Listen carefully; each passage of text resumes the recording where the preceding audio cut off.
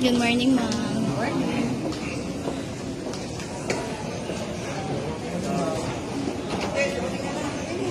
Sandra, 110% ready. The prosecution is ready.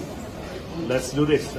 Magandang umaga po sa lahat. Good Kayo morning. po, ano po lalamunin ng mensahe niyo po sa impeachment court? If you have. Hintayin natin mamaya, Sandra. If ever given the opportunity, I will. Tayo po ay susunod sa timing, sa opportunity na ibibigay sa atin. Kung yung opportunity na yan, darating na. Okay? Magandang umaga po sa lahat. Good morning. See you. Thank you, sir. Morning. Sir, ano po masasabi natin dun sa proposed change in schedule? Gagawing hapon? Apo.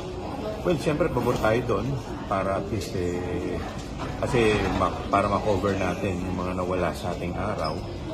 Like for example, nung last week, 2 araw yung nawala sa atin. So, kung magkakaroon ng changes, gusto namin yan para at least tuloy-tuloy at matapos tayo sa timeline. Ano pa pong inaabangan natin kay Miss Gina Acosta for today?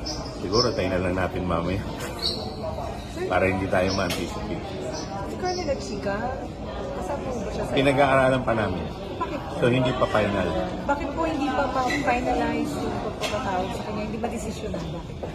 Well, hindi naman siya hindi madesisyonan, pero sa palagay naman namin na yung mga sinaad nung COA auditors, yung dalawa, tapos si Gina Acosta, and eventually si Fajarda, dito lang matibay na eh.